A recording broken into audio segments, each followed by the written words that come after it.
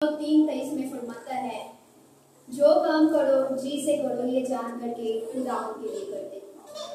उसी मसीह के जिंदा जलाली मुकद्दस और बाबरकत नाम में आप सबको सलाम।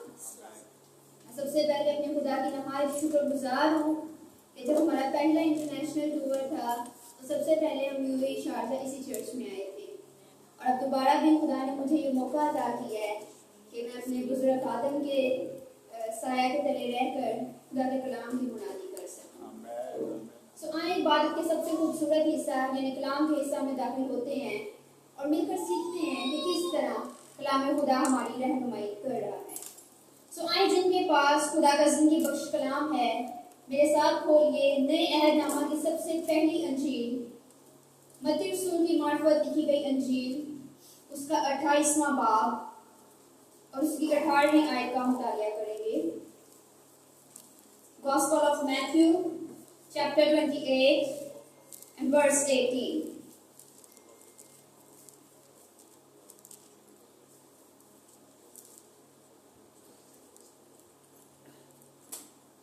और उन्होंने उसे देखकर सजदा किया, मगर बाज ने शक किया। यीशु ने पास आकर उनसे बातें की और कहा कि आसमान और जमीन का कुल इख्तियार मुझे दिया गया है। खुदा के पाक कलाम के पढ़े और सुने जाने पर खुदाई आदे की खास बरकत हासिल हो। मेरे अजीजों, मत्ती रसूल बड़ी खूबसूरती से अपनी इस अंजील में खुदावंद यीशु मसीह के नसबनामा से, खुदावंद यीशु मसीह की पैदाइश से लेकर खुदावंद यीशु मसीह की मसलूबियत और आसमान पर जाने तक की तमाम चीजों को एक बड़े सीक्वेंस से, एक बड़ी तरतीब से कलमबंद कर रहा है। हर चीज वो एक सीक्वेंस के साथ रिकॉर्ड कर रहा है, और वो खुदावंद यीशु मसीह को खासकर एक अजीम मुअल्लिम के तौर पर भी पेश कर रहा है। पहाड़ी वाइस का जो वाकया है, इस अंजील का जो फेमस वाकया है, तो इसमें अंजील का थोड़ा सा बताते हुए मैं आगे अपनी मरकजी आयत यानी मेन वर्ड्स की तरफ बढ़ती हूँ। तो उसको खोलने की तरफ अगर मैं बढ़ूँ तो यहाँ पर लिखा हुआ है कि यीशु ने पास आकर कहा। यीशु ने पास आकर कहा यानी यीशु ने ये बातें अपने शागिर्दों को नजदीक आकर कही। यानी ये जो कन्वर्सेशन है, ये जो डायलॉग है खुदावंद यीशु मसीह के उनके शागिर्दों के साथ, ये यीशु ने दूर रह कर नहीं किए, ये उनको तमसीलों में नहीं कहा, पास आकर उनसे ये बातें की, ये उनके नजदीक आकर बताया। और उस वक्त वहां पर कितने शागिर्द थे जब यीशु ये बात कर रहे थे? 11। बिल्कुल ठीक। उस वक्त वहां पर 11 शागिर्द थे, क्योंकि यहूदा अस्करियोती जो था वो उस वक्त वहां पर मौजूद नहीं था। अब खुदावंद यीशु मसीह 11 शागिर्दों से ये बात कर रहे हैं, 11 शागिर्दों को ये बता रहे हैं। हालांकि खुदावंद यीशु मसीह की जो पावर थी, खुदावंद यीशु मसीह की जो अल्लाहियत थी, उनके जो मौजज़ात थे, उनका जो मिशन था, जो अथॉरिटी थी, इख्तियारात थे, उसके बारे में ये शागिर्द सब कुछ जानते थे, क्योंकि वो खुदावंद यीशु मसीह के मिशन में उनके साथ साथ थे। लेकिन यहाँ पर फिर खुदावंद यीशु मसीह को बताना पड़ रहा है कि आसमान और जमीन का कुल इख्तियार मुझे दिया गया है। हालांकि उन्होंने अपनी आंखों से वो तमाम बड़े मौजज़ात देखे थे जो कि नामुमकिन से थे, जो कि आपके और मेरे यीशु ने उन सबों के सामने किए। इससे जो पिछली वर्स है जो मैंने थोड़ी सी पढ़ी थी, हालांकि मेरी मेन वर्स 18 वर्स थे, लेकिन मैं 17 पढ़ी थी, उसमें लिखा हुआ है कि बाज ने शक किया। लिखा हुआ है ना, बाज ने क्या किया? बाज ने शक किया। यानी वो उसकी इतनी बड़ी कुदरत के बावजूद, यानी खुदावंद यीशु मसीह जब मुर्दों में से भी जिंदा हो गए, फिर भी बाज क्या कर रहे थे? शक कर रहे थे। इंसान होते हुए हमारी जिंदगी में भी शक आ जाता है, थोड़ा नहीं बहुत शक आ जाता है। हालांकि हम यीशु की कुदरत को जानते होते हैं कि हमारा खुदा हमारे लिए बहुत कुछ कर सकता है, लेकिन हमारी जिंदगी में शक आ जाता है, पता नहीं मेरा ये काम हो सकता है या नहीं, पता नहीं ये होगा या नहीं होगा। हम इंसान है ना, हम कामिल नहीं है, हमारे अंदर कामिलियत नहीं है। हम यीशु को फॉलो करके यीशु जैसे बन सकते हैं, लेकिन कामिल नहीं हो सकते, क्योंकि अय्यूब भी कहते हैं कि इंसान जो औरत से पैदा हुआ है वो थोड़े दिनों का और दुख से भरा हुआ है। तो यहाँ पर जब वो सब कुछ जानते थे कि सब कुछ जो है वो साहिब इख्तियार के हाथ में है, लेकिन फिर भी वो यहाँ पर खुदावंद यीशु मसीह को दोबारा बताना पड़ रहा है, क्योंकि बास क्या कर रहे थे? शक कर रहे थे। शक की बनाकर ये बात उनको रिपीट करना पड़ी अपने शागिर्दों के सामने। सो मेरे अजीजों, ये जो लफ्ज है इख्तियार का, पावर का या अथॉरिटी का, इसके लिए जो ग्रीक वर्ड यानी यूनानी लफ्ज इस्तेमाल हुआ है वो है डुनामिस।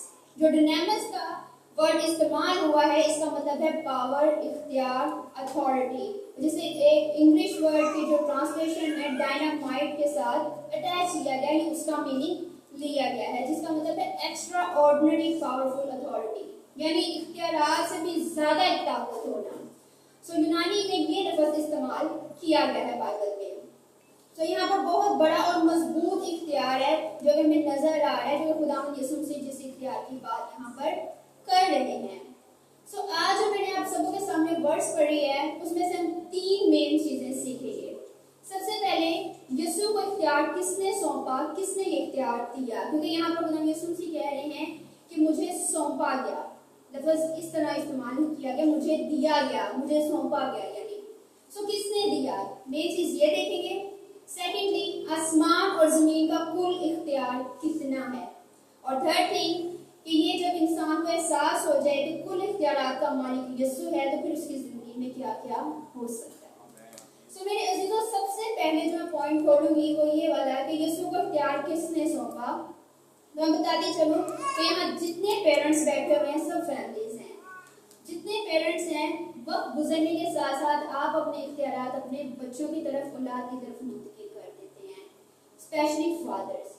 मदर यहाँ पर हाउसवाइफ है या ड्यूटी करते हैं, लेकिन घर में जो अथॉरिटी है या लीडर ऑफ द हाउस जो होते हैं वो फादर होते हैं, हमारे बाप होते हैं। सो जो फादर होते हैं वक्त गुजरने के साथ साथ अपने तमाम तरह इख्तियारात किधर मुंतकिल करते हैं, अपनी औलाद की तरफ, अपने बेटे बेटियों की तरफ।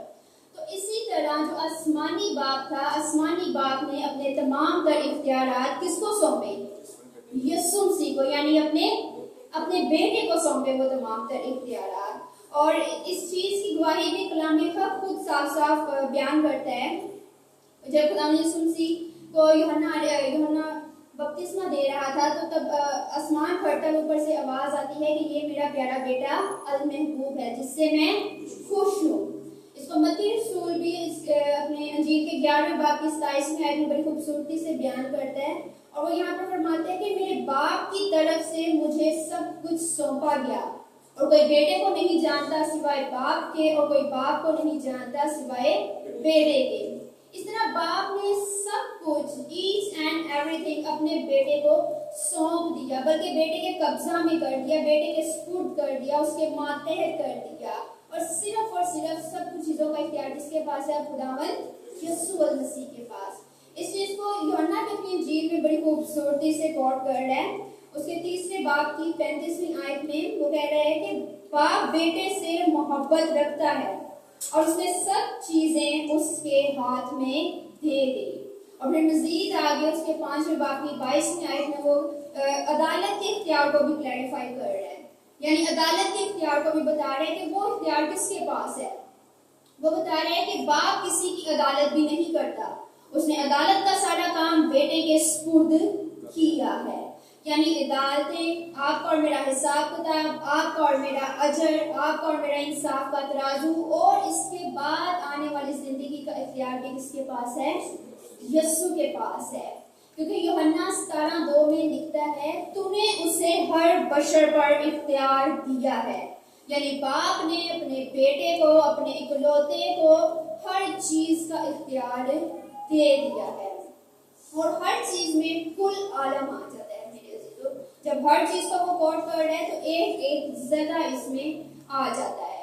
जिस तरह मैंने अभी अपने कलाम के जो स्टार्टिंग वर्ड्स बोले पौलुस रसूल के अल्फाज थे वो मैंने कोट किए, तो पौलुस रसूल अपने इफिसियों के खत में भी इस चीज को बड़े अच्छे से बयान करते हैं। इफिसियों 1 बाब उसकी 21वीं आयत में वो यहाँ कुछ यूं बयान करते हैं, और हर तरह की हुकूमत और इख्तियार और कुदरत और रियासत और हर एक नाम से बहुत बुलंद किया जो ना सिर्फ इस जहान में बल्कि आने वाले जहान में भी लिया जाएगा, और सब कुछ उसके पांव तले कर दिया और उसको सब चीजों का सरदार बनाकर कलीसिया को दे दिया गया। आमीन।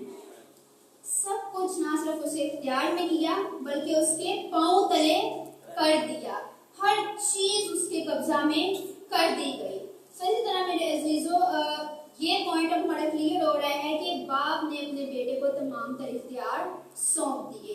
तो यीशु मसीह को ये तमाम तर इख्तियार किसकी तरफ से मिले? अपने बाप की तरफ से मिले। अब दूसरी बात की तरफ बढ़ते हैं तो वो ये है कि आसमान और जमीन का कुल इख्तियार कितना है, क्योंकि यीशु मसीह के कब्जा में है। खुदावंद यीशु मसीह जब हम देखते हैं कि आसमान और जमीन के कुल इख्तियार की बात करते हैं तो यहाँ पर अगर हम सबसे पहला वर्ड जो है आसमान, इसको अगर खोलें तो आसमान में बहुत सी चीजें हमें नजर आती हैं। क्या क्या नजर आता है? आप मेरे साथ ताकि अटैच रहे, मुझे बताते रहे क्या क्या आसमान पे हमें नजर आता है? बादल, स्टार और कुछ, चांद, सूरज। सूरज तो यहाँ बहुत नजर आता है, बहुत गर्मी है। और गैलेक्सी का एक पूरा सिस्टम है, सितारे हैं, सियारे हैं और इनके अंदर बहुत सी चीजें हैं जो हम नहीं जानते, साइंस ज्ञान करती है। सो इस तरह बारिशें हैं, कोसे कज़ा है, रेनबो बहुत खूबसूरत है। तो जितनी चीजें हैं इन सबों पर किसका इख्तियार है? यीशु का इख्तियार है। किसका इख्तियार है? एक और चीज जब मैं मैसेज रेडी कर रही थी तो मैंने जो नोट की है, खुदावंद यीशु मसीह की पैदाइश से लेकर मसलूबियत तक आसमान की जो कुव्वतें हैं वो गर्दिश में नजर आती हैं। खुदावंद यीशु मसीह जब पैदा हुए तो मजूसियों की रहनुमाई किसने की? सितारे ने की। खुदावंद यीशु मसीह जब बपतिस्मा ले रहे थे तो आसमान फटता है। खुदावंद यीशु मसीह जब मसलूब हो रहे थे तो गहरी तारीकी छा जाती है। आसमान की कुव्वतें जो मेन काम जब हुए हैं वो गर्दिश में रही हैं, और वो इस वजह से कि जिसके इख्तियार में आसमान, जिसके हाथ में पूरे आसमान का इख्तियार था, वो पूरी दुनिया को नचा देने जमीन पर आया। तो आसमान की कुव्वतों को भी गर्दिश में आना जरूर था। इसी तरह आसमान का जो कुल इख्तियार और उसकी जितनी चीजें हैं जिनका मैंने आप सबके सामने जिक्र किया, वो किसके कब्जा में है? यीशु के। आसमान की चीजें किसके कब्जा में है? इसके अलावा और कोई चीजें हैं? इसके अलावा वो चीजें जो ना सिर्फ हमारी आंखों ने देखी है और दुनिया में किसी की आंखों ने नहीं देखी, सिर्फ और सिर्फ यूहन्ना आरिफ की आंखों ने देखी हैं, वो चीजें भी खुदावंद यीशु मसीह के कब्जा में है। यूहन्ना आरिफ मुकाशफा में बयान जिन जिन चीजों को करता है वो चीजें भी किसके कब्जा में है? यीशु के कब्जा में है। यूहन्ना आरिफ मुकाशफा में तख्त का बयान करता है, वो उसके कब्जा में है। चिरागों का बयान करता है, वो उसके कब्जा में है। शहादत के खैमे का बयान करता है, वो उसके कब्जा में है। शमादानों का बयान करता है, वो उसके कब्जा में है। 24 तख्तों का बयान करता है, वो उसके कब्जा में है। 24 बुजुर्गों का बयान करता है, वो उसके कब्जा में है। 4 जानदारों का जिक्र करता है, वो उसके कब्जा में है। लाखों करोड़ों फरिश्तों का जिक्र करता है, वो उसके कब्जा में है। और वो भीड़ जिसने सफेद जामे पहने हैं, उन पर भी सिर्फ यीशु का ही इख्तियार है। और आबे हयात के चश्मों पर भी यीशु का इख्तियार है। और किताबे हयात और मुकद्दस शहर पर भी महज उसी का ही इख्तियार है। और सबसे बढ़कर 7 मोहरों को खोलने के लिए गालिब आने वाला भी यहूदा के कबीला का बकर महज और महज खुदावंद यीशु मसीह ही है। तो किसके इख्तियार में ये सब चीजें हैं? यीशु मसीह के। और इन चीजों के बाद अगर मैं जमीनी चीजों की बात करूं तो उस पर भी किसका इख्तियार है? यीशु मसीह का। यूहन्ना आरिफ मुकाशफा में बड़ा खूबसूरत बयान करते हैं। मैं इससे पहले कि जमीनी चीजों की तरफ बढ़ूं, वो यहाँ पर गौर करते हैं मुकाशफा पहला बाब उसकी 5 आयत में, यीशु मसीह मुर्दों में जी उठने वालों में पहलोठा और दुनिया के बादशाहों पर हाकिम है। और हाकिम हमेशा वही होता है जिसके पास इख्तियारात हों। और आप सब बहुत मुबारक लोग हैं जो इख्तियार वाले के लहू से खरीदे गए हैं, क्योंकि उसने अपने लहू की कीमत अदा करके आप सबों को खरीदा है। आप सब बहुत बेशकीमती हैं। तो मैं आप सबों के सामने जमीन के इख्तियार की बात करूं तो जमीन का कुल इख्तियार भी महज और महज खुदावंद यीशु मसीह के पास है। जमीन का भी और बल्कि पाताल का भी कुल इख्तियार उसी के पास है। और बल्कि मौत और आलमे रुवाह की कुंजियां भी उसी के पास हैं। और कुंजियां यानी चाबियां या कीज हमेशा उसी शख्स को सौंपी जाती हैं जो जिम्मेदार हो, अथॉरिटेटिव। सो आलमे रुवाह की जो कुंजियां हैं वो किसके पास है? बाइबल इस चीज को बयान करती है, यीशु के पास है। और जमीन पर गुनाह माफ करने का इख्तियार भी किसको है? यीशु को है। ये नहीं कि खुदा ना खास्ता जब हम इस दुनिया से रुखसत होंगे, ऊपर जाएंगे तो हमारा हिसाब होगा। यहाँ पर भी गुनाह माफ करने का इख्तियार किसके पास है? यीशु के पास है, क्योंकि मत्ती रसूल की इंजील में उसके 9वें बाब की 6ठी आयत में लिखा है, तुम जान लो कि इब्ने आदम को जमीन पर गुनाह माफ करने का इख्तियार है। और फिर इस तरह खुदावंद यीशु मसीह अपना इख्तियार इस्तेमाल करके बधेरों की जिंदगियां बदलता है जमीन पर। कभी खुदावंद यीशु मसीह बादल में नजर आ रहे हैं, ज़कई की जिंदगी बदल रहे हैं, तो कभी ऐन गुनाह के वक्त पकड़ी गई औरत को माफ कर रहे हैं, उसकी जिंदगी बदल रहे हैं। कभी सामरी औरत के इवज पूरे कबीला की काया पलटी जा रही है, यानी पूरी कौम बच गई है वो उस एक औरत के इवज। तो कभी अपने बाप के घर को साफ करके कह रहा है इख्तियार के साथ, हक के साथ, कि तुम लोगों ने इसे डाकुओं की खो बना दिया है। वो कभी लोगों के मजमा को, बड़ी भीड़ को खाना खिला रहे इख्तियार के साथ, जब उसे तरस आता है, और अब तब भी अपना इख्तियार इस्तेमाल करता है जब अभी उसका वक्त नहीं आया। तब उसकी माँ ने कहा था, इन लोगों को जरूरत है तेरी, इनको मैं चाहिए, शादी के वक्त जो पहला मौजा हुआ है। तो खुदा यीशु मसीह ने तब अभी अपनी मदर से कहा था कि अभी मेरा वक्त नहीं है, लेकिन वो अपना इख्तियार इस्तेमाल करते हैं अपनी माँ के कहने पर, ना कि सिर्फ अपने बाप की वो ताबियादारी में थे, जमीन पर रहकर अपनी माँ की भी उन्होंने ताबियादारी की। गो के जमीन की जिंदगी में भी उस साहिब इख्तियार ने अपना हर वो काम किया जिसके लिए उसे भेजा गया था। और एक और मेन बात कि इब्लीस और बदरूहें भी उसी के कब्जा में हैं। वो पास को झिड़कता था तो वो निकल जाती थी, पास को वो इख्तियार से कहता था तो वो चली जाती थी। मैं एक हवाला पढ़ रही थी इसी के वसत से, तो वहां पर लिखा हुआ था कि जब वो बदरूहें थी उनके साथ, उनके सामने से खुदा यीशु मसीह इस तरह गुजर रहे थे, तो रास्ते में जब उनको खुदा यीशु मसीह नजर आए तो लफ्ज लिखा हुआ है कि उन्होंने मिन्नत की, रिक्वेस्ट का लफ्ज है, मिन्नत का लफ्ज है, उन्होंने मिन्नत की। साबित क्या से मिन्नत करती है, क्योंकि मिन्नत जो लफ्ज है रिक्वेस्ट का लफ्ज है, वो मिन्नत करके कहती है कि हमें सूरों के गोल में भेज दे। यानी जिसके पास इख्तियार हो आप उसी से रिक्वेस्ट कर सकते हैं, आप उसी की मिन्नत कर सकते हैं, आप किसी और शख्स की नहीं कर सकते। क्योंकि वो जानती थी कि साहिब इख्तियार के पास हक है, तो वो हमें अजाब में भी डाल सकता है और हमें खत्म भी कर सकता है, लेकिन वो रिक्वेस्ट करती हैं, मिन्नत करती हैं कि हमें सूरों के गोल में भेज दे, हमें तुझसे क्या काम। उन्होंने मिन्नत की, उन्होंने रिक्वेस्ट की। तो फिर खुदावंद यीशु मसीह ने जो उनको मुनासिब लगा उन्होंने किया। बास को उन्होंने झिड़क कर निकाला, बास को उन्होंने जुबान से कहकर निकाला, और बास को इस तरह, क्योंकि वो जानते थी कि यही खुदा का कदूस है। लोग ऐसे किस्से देखकर हैरान भी होते थे। वो कहते थे कि ये तो नई तालीम है, वो नापाक रूहों को भी इख्तियार के साथ हुक्म देता है और वो उसका हुक्म मानती है। लोग हैरान होते थे इस बात से कि किस इख्तियार से काम कर रहा है। खुदा यीशु मसीह के इख्तियार पर उस वक्त लोगों ने एलिगेशंस भी उठाए। जो फकीर और फरीसी थे वो कहते थे कि किस इख्तियार से काम कर रहा है, तुम्हें ये इख्तियार किसने दिया। तो फिर यीशु ने भी उनसे कहा कि तुम लोग मुझे बताओ, यूहन्ना का बपतिस्मा किधर से है, आसमान से या जमीन से। तो वो जवाब देने से कासिर थे। तो यीशु ने भी कहा कि मैं भी नहीं तुम लोगों को बताता, यानी काउंटर क्वेश्चन कर दिया। सो मेरे अजीजों, इस तरह इब्लीस भी जो है वो यीशु के, खुदा के हुक्म के ताबिया है। अगर खुदा इब्लीस को हुक्म ना देता, इजाजत ना देता, तो क्या इब्लीस अय्यूब की जो हद थी या उसकी जो बाउंड्री लगी हुई थी, उसके इर्द गिर्द खुदा ने लगाई हुई थी, उसको क्रॉस कर सकता था? नहीं। खुदा के कहने पर, उसके इख्तियार के मुताबिक वो जो बाउंड्री थी वो उसने क्रॉस की। इसी तरह यहूदा इस्करियोती का वाकया भी मैं पढ़ रही थी, तो वो मेरे सामने उसके जो अल्फाज आए।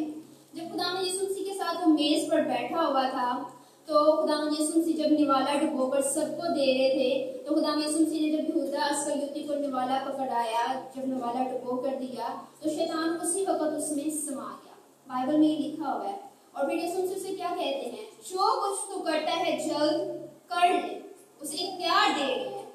उस वक्त उस घड़ी पर जो इख्तियार था वो तरीकी का इख्तियार था, तरीकी का कब्जा था। बाइबल में लिखा हुआ है। लेकिन ये इख्तियार भी किसने सौंपा? यीशु ने सौंपा। किसने सौंपा? यीशु ने सौंपा। उस तरीकी का जो इख्तियार था वो भी यीशु ने उनको सौंपा, क्योंकि खुदा यीशु मसीह जानते थे कि अब ये काम होना जरूर है। सो यहाँ पर जो मेन चीज है वो मैं आपको ये बताना चाह रही हूँ कि जमीन, पाताल, इब्लीस, बदरूहें, इन चीजों पर भी किसका इख्तियार है? यीशु का इख्तियार है। और वो अपने इख्तियार में इतना काबिल है कि कभी तो वो जमीन को छोड़ अगर पानियों पर भी चलना चाहे तो पानी भी अपनी हथेलियां उसके कदमों तले बिछा देते थे कि इख्तियारात का मालिक आ रहा है। और जब कभी खुदावंद हवाओं को और तूफानों को भी हुक्म देते थे तो वो भी थम जाती थी, क्योंकि इस चीज का इख्तियार भी उन्हीं के पास था। और जब कभी पाताल में इख्तियार के साथ उतरे तो उन्होंने कैदी लोगों को भी वहां से आजाद करवा लिया और मौत और आलम रुआ की कुंजियां भी अपने पास वापस ले ली। वो कि हर चीज पर साहिब इख्तियार का इख्तियार साफ साफ नजर आता है, चाहे वो आसमान की हो या चाहे जमीन की हो। मेरा तीसरा और जो आखिरी टॉपिक है जिसको मैं वाइंड अप करके अपने मैसेज को वाइंड अप करूंगी कि जब हमें एहसास हो जाता है कि साहिब इख्तियार हमारे साथ है तो हमारे तमाम तरह के काम में जो जुए बंधन है वो सब किस तरह टूटते हैं और किस तरह से हो जाते हैं। लेकिन शक की गुंजाइश उसमें ना हो। किसकी गुंजाइश ना हो? शक की गुंजाइश ना हो। पतरस के उस वाकया से हम सब वाकिफ है ना, जब उसने शक किया पानी पर जब चल रहा था तो उसने शक किया। खुदा यीशु से भी चल रहे थे लेकिन उसकी जिंदगी में क्या आ गया? शक आ गया और वो गिर गया, डूब गया, गिर गया। तो बाज़ औक़ात हम लोग भी जिंदगी में ऐसे स्टेज पर आ जाते हैं कि यीशु हमें बुलाता है या अपना हाथ हमें देता भी है तो हमारा जो फोकस होता है, हमारी जो कंसंट्रेशन होती है वो यीशु की तरफ नहीं होती, वो लहरों की तरफ चली जाती है, यानी अपने हालातों की तरफ चली जाती है। तो हमने तो फिसलना ही होता है, हमने तो गिरना ही होता है। लेकिन हम ये नहीं देखते कि जो आगे खड़ा हुआ है कि लहरें, ये तूफान भी उसके कब्जा में है। अगर हम अपनी नजर उस पर रखेंगे तो हम अपने डेस्टिनेशन पर बिल्कुल स्ट्रेट जा सकते हैं।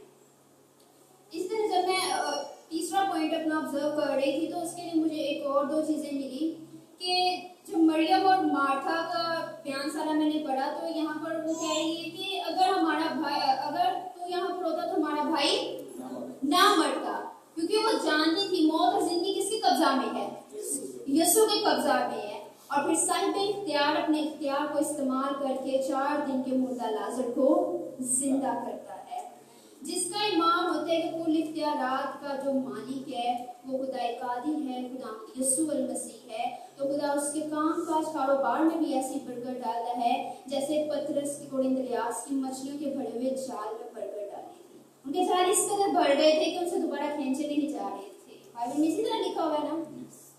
और फिर जिसका इख्तियार है वो कुल इख्तियारात का मालिक वही है, तो वो चाहे 12 बरस की बीमार औरत ही क्यों ना हो, उसका पल्ला छूने से ही वो शिफा पा जाती है।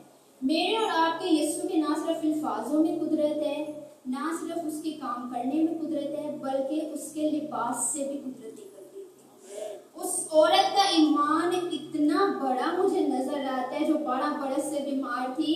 उसने अपने दिल में ये चीज बिठा ली, ये नहीं कहा कि मैं यीशु को कहूंगी मुझ पर हाथ रख, या यीशु को देखूंगी, या यीशु से रिक्वेस्ट करूंगी, या शागिर्दों को कहूंगी मुझे वहां तक पहुंचाए। नहीं, उसने कहा कि मैं कपड़ों को छू लूंगी तो क्या करूंगी?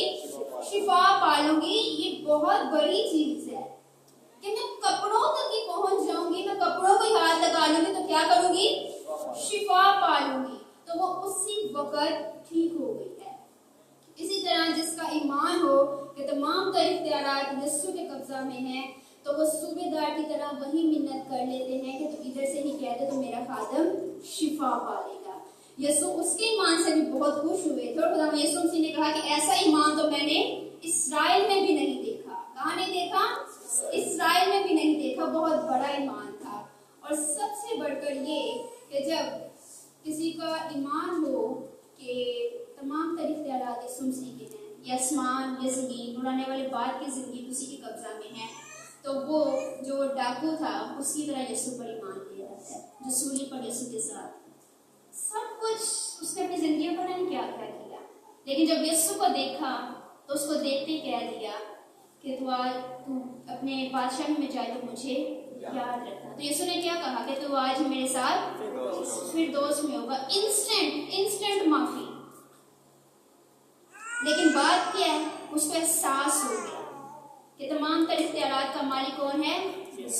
यीशु है। और उस शख्स ने सूली पर यीशु को अपने साथ ही देख लिया था। ये तो बादशाहों का बादशाह है, ये तो खुदा का बेटा है जिसके पास तमाम तरह के इख्तियारात हैं। तो यहाँ पर वो बयान करते हैं कि तू जब अपनी बादशाही में जाए तो मुझे याद करना, क्योंकि वो जान चुका था। तो मैं आज आप लोगों से भी कहूंगी कि अपनी जिंदगी में शक ना लाएं, अपनी जिंदगी से ये जो शक की लहरें हैं इनको खत्म कर दें। अपनी जिंदगी में तमाम तरह की जो प्रॉब्लम्स हैं या उलझने हैं उन पर आप फोकस ना करें, आप यीशु पर फोकस करें, क्योंकि यीशु के पास तमाम तरह के इख्तियारात हैं। वो आपके लिए वो भी कर सकता है जो आपकी सोच नहीं है। मेरे लिए भी खुदा ने बहुत बड़े बड़े काम किए हैं। मैं भी नहीं सोच सकती कि मैं इंटरनेशनली प्रीचिंग करूंगी, लेकिन खुदा करवा रहा है मुझसे। मैं नहीं जानती मेरी जिंदगी के लिए खुदा के क्या मंसूबे हैं, खुदा के क्या प्लान्स हैं, लेकिन अपनी जिंदगी में शक ना लाएं। खुदावंद यीशु मसीह के जो शागिर्द थे जिनसे ये बात हो रही थी उनकी जिंदगी में भी शक था, जिसकी वजह से यीशु को दोबारा सब बताना पड़ा, लेकिन आप सब उसके लहू से खरीदे हुए हैं। सो खुदा आप सबको इस्लाम के वक्त की बरकत देता है।